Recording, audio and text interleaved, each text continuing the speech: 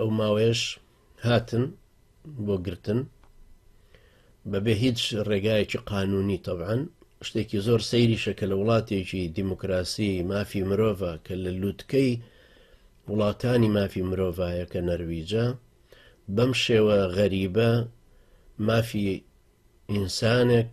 و یاسای خۆیان قیەمی دیموکراسی خۆیان بخەنە ژێر پێ بە ئارزوی خۆیان یاری پێ بکەن و من بۆ جاری 62 جار ببنەوە بۆ دادگا کە جار هەبوو لەم دادگایانەیە 6 هەفتەی خایاندووە یعنی 42 ڕۆژ دوای 700 سەعات تحقیقات لەگەڵ مخابراتی خۆیان دوای ئەو هەموو تحقیقاتی کە کردیان دە وڵات لەگەڵما وڵاتی وا هەبووەکو ئەڵمانیا 5 جار کردبووی ئیتالیا 3 جار کردبووی ئەمریکا 2 جار کردبووی و هەروەها بەڵام بە فەزلی خوای پەروەردگار ئیمانم لە جاران قایمتر بوو بە سەرکەوتنی ئیسلامەکە و خۆشم زیاتر تەسلیم کردو بە خوای پەروەردگار ئەو ئەزمونەی 4-5 ساڵی ڕابردوو لە 2012 هی زیندانەکە یەقینێکی زۆرتری لەلام دروست کردبوو خواناسیەکی باشتر اعترافێکی زۆرتری لە ناخمان ڕواندبوو بە لەسەر عبودیەت بۆ خوای پەروەردگار دوای ئەو ماوەیەش کە هاتمە دەرەوە ماوەیەکی زۆریش هەر لەسەر ئەم مەسەلەی ئیستیخلاف و عبودیەتە زۆرترم خوێندەوە زیاتر قەناعەتم بە ئاەتەکان زیاتر بۆ دروستە بوو قەدەری خوای گەورەش کە ئەمانە هاتن وتیان هاتوین بۆی بدگرین تم باش خۆم بگۆڕم یان هەر ئاوا ئەم بن وتیان نا خۆت بگۆڕە جلوبەرجێک هەر لە بەردەستا بوون و لەبەرم کرد و وتیان پەلامار نادی دەنگە دەنگ ناکەوتم ناشتێکی ئاساییە وتیان باشە کە لە بچەت ناکەین فەرموو بردیانم بۆی بۆ زیندانەکە و دوایژی تر بردیانمەوە بۆ ئەو شوێنەی کە پار لێی بووم هەر هەمان جێگا و ڕێگا کە زۆر حاڵەتێکی قورس و ژێرزەمینێکی ناخۆش بوو بەڵام هەروەکو عادەتی حرەسەکان عادەتەن هەر بە ئەدەب بوون حرەسەکانیان زۆر ڕێک و پێک بوون بەڕاستی زۆر پرۆفیشناڵ بوون یعنی ئەوانی کۆنگسفینگەریش پێشتریش هەروەها چونکە لە وڵاتانە دەستگاکان ئەو مۆزەفانەی کە دەستگا بن بەڕێوە بەڕاستی مۆزەفی ڕاستەقینەی ئەو دەستگایەن و دڵسۆزانش ئیشی خۆیانەکەن لەبەرەوە نابین یەگەر جنێ و بە حرەسێکیشیان بدرێ ئەو لە بەرامبەرە لە چولێوێک هەڵ ناقورچێنێ جایەوەی ئەو جنێو بدایە دەست درێژی بکە بەهەرحاڵ من لەوێ ما بوومە و تاکو ئەم ئاخر ڕۆژە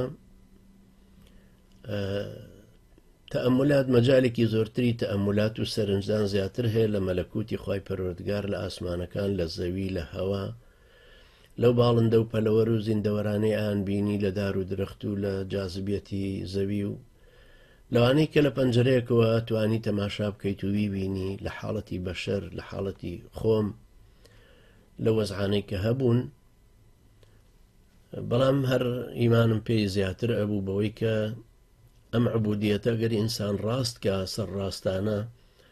لەگەڵ خوای پەروەردگارە بێ و عەبدێتی خۆی باش بسەلمێنێ پێویستی بە هیچ جۆرە وەسیلەیەکی مەخلوق نامێنێ بە هیچ جۆرێک بە هیچ جۆر و ڕادە و بڕێک پێویستیت بە غەیری خوای پەروەردگار نابێت بەس بە شەرتێک خوا بناسی بە حەق بیناسی هەڵبەتە من ناژڵم وا چاک ناسیومە بەڵام زیاترم بۆ دەرەکەوت کە ئەم عبودیەتە زۆر ئینسان گەورەکە یعنی ئەوانەی کە ئەم خوێندەوە لەسەر ئیبن تەیمیە و لەسەر سەید قوتب ڕەحمەتی خوایان لێبێ کە ئەوان تەبعاً زیندانیان زۆرتر چێشت بوو هەستم پێیە کرد سوبحان الله ئەوەی کە ئەوان پیایە ڕۆیشتون بۆ منیش وەکو تەمرینێک وایە کە پیایە ئەڕۆم دایکی سەید خوا خێری بنووسێ بە مەحامیەکەیە بەرجی یەکەم و دووەم و سێهەمی مەجموعی فتاوای بۆ ناردبووم و بەرجی یەکەمیش عادەتەن ئەوانەی کە ئەزانن باز لە الحەمدولله رب العالەمینەکە باز لە ئیاکە نەعبود و نەستەعینەکە باسەکانی خواناسی و عیبادەتن ئەنجا پێشتریش ئەوەم خوێندبووە ئەو ڕۆژە بەرنامەم وا بۆ دانابوو کە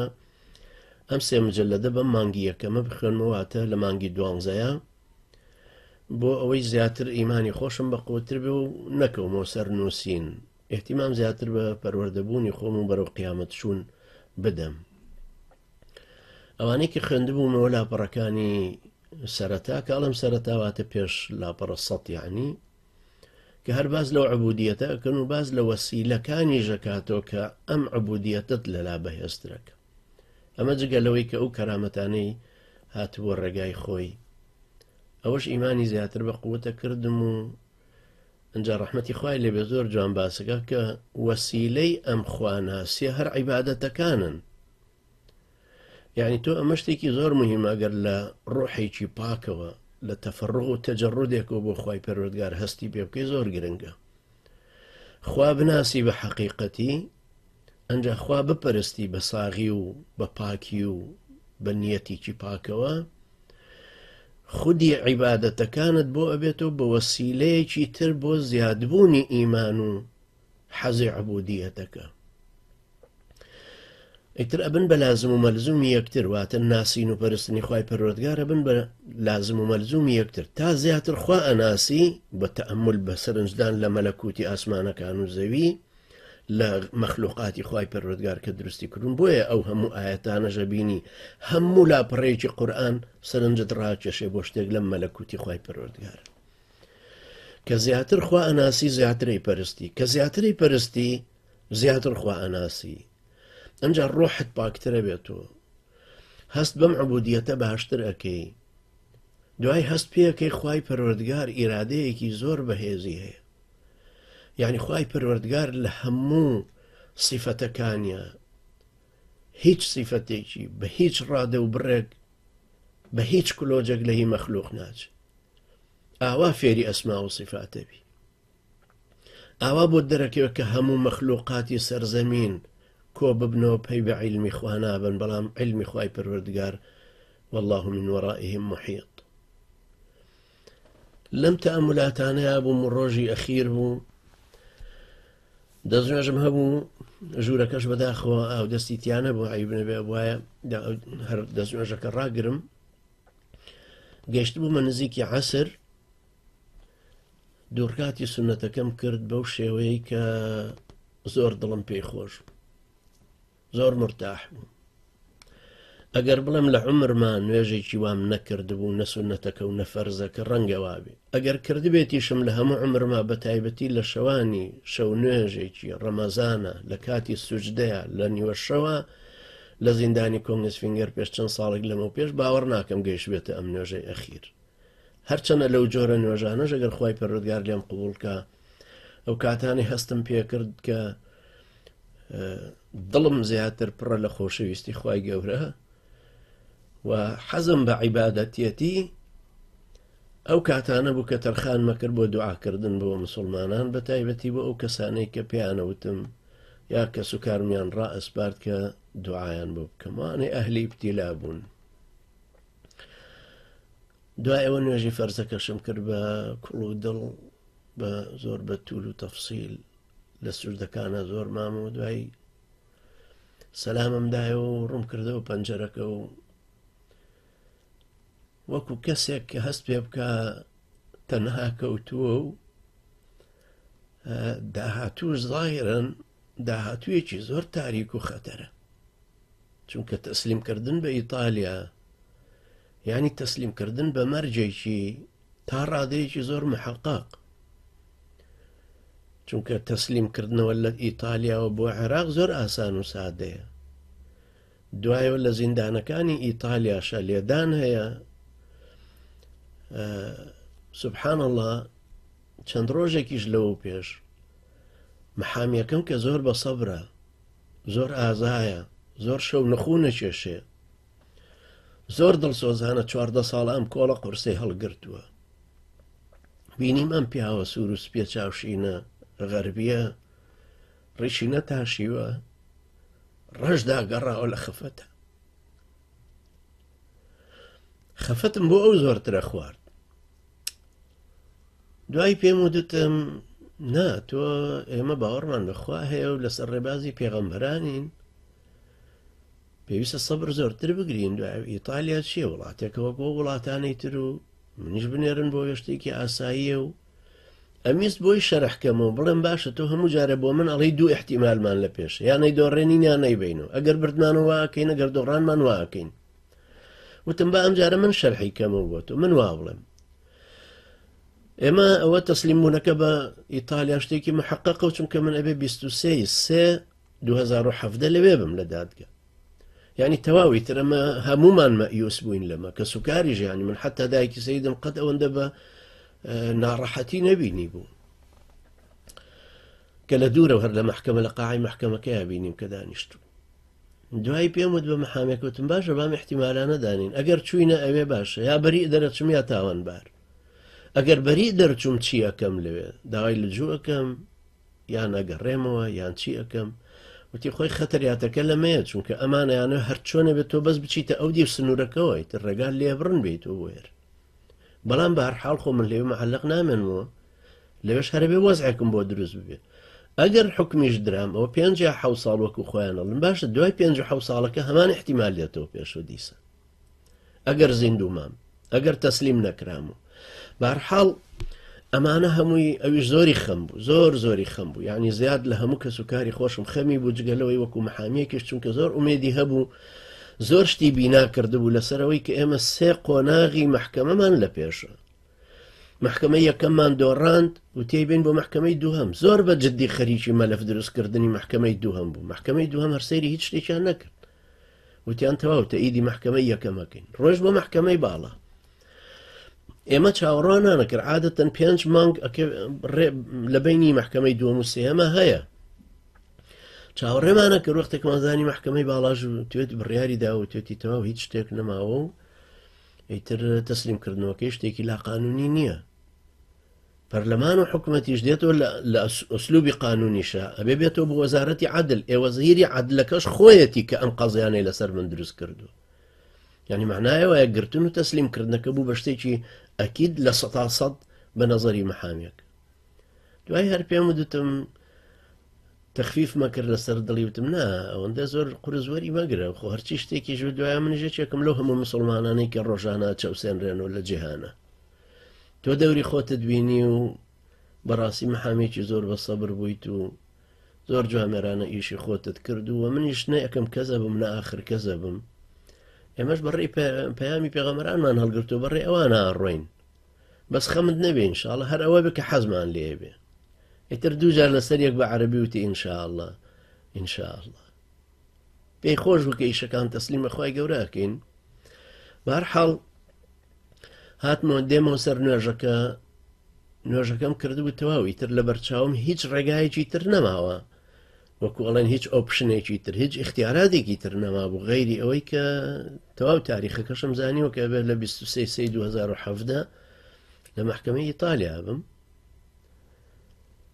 هەروە ڕوشم لە پەنجەرەکەیە و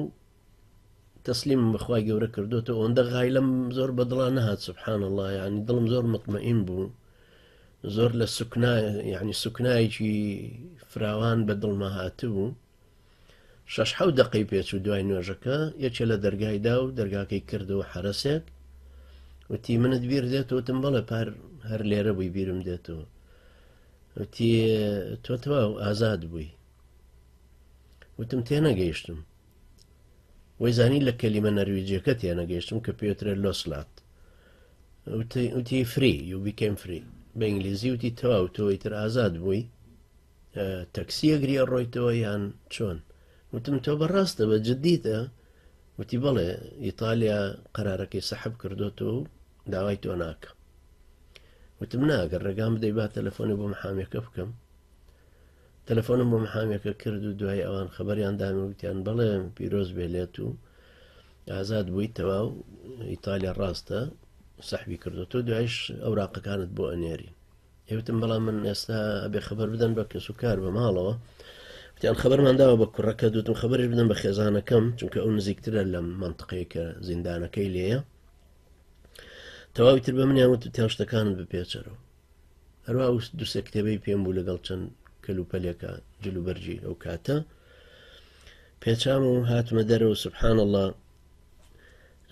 ئەوەی کە بە فکرمانانە ئەهات ئازادکردنەکە ئەوەی بە فکری محامیەکەشانە ئەهات ئازادکردنەکە ئەوەی بە فکری هیچ کەسێک لەو کەسانی کە دراسی مەلەفەکەیان کردبوو نەئەهات ئەوە بوو کە ئازادکردن ئەو حیزبە لە خۆشیە بڕیاری ئەویاندا وەکو ئاهەنگ پیرۆزبایان لە یەکتریە کردکەتەوە بڕیارماندەوە لەم سەری ساڵێتەوە ئاخر سەری ساڵێکە مەلاکرەکار لێرە ئەبێ و تەواو دەریەکەین یعنی ئەوان ئەوەندە خۆشحاڵ بوون بەڵام سبحان الله من ئەم واقعە شتێکی زۆر گەورەی فێر کردم. یەکێ لەوانەیە کە بەڕاستی زۆر زۆر سەرنجڕاکێش و هەردەست بەجێ دوای سوجدەی دوای تەواوکردنی نوێژەکەم و ئەو کابرایە کە ئەوەی خەبەری بۆ هێنام ئەو ئاەتەی سوورەتی یوسفم بیرکەوتەوە کە خوای گەورە فەرمێ حتى إذا استيأس الرسل وظنوا أنهم قد كذبوا لقراءة عائشة قد كذبوا جاءهم نصرنا فنجي من نشاء ولا يرد بأسنا عن القوم المجرمين. خوای پەروەردگار باسی ئەم پێغەمبەرە نازدارانە ئەکا کە بە جەمعیژە فەرمێ الرسل حتى إذا استيأس الرسل هەتا گەیشتە ئەو حاڵەتەی کە نێرراوانی خوای پەروەردگار بێئومێد بوون ئیتر ظن و گومانیان وابرد یعنی اعتقادیان وا کرد کە ئیتر ئەم قەومانەی کە شوێنیان کەوتون ئەمەی ئەیڵێم تەفسیری عائیشەی ڕزای خوای لێبێ ئەم خەڵکە شوێن کەوتوانەی خۆیان تەواو ئیتر بە درۆیان خستونەت یعنی ئەگەر ئێوە پێغەمبەرن ڕاستە و ئێمەش ئیمانمان پێتان هێناوە ئەی بۆچی ئەوەندە لەم مەعاناتە هەین ئەی بۆ کۆتایی پێ نایە ئەم پێغەمبەرە عەزیزانە لەم غایلەیەیا بوون. جا سەید قوتب ڕەحمەتی خوای لێبێ لە فی ظیلالەکەیە باس لەمە ئەکا ئەفەرمێ زۆر تەئەمولم زۆر سەرنجمەدایە ئەم ئاەتە باسی دیمەنێکی زۆر ترسناکەکە وێنای ئەو ناڕەحەتی و کۆسپ و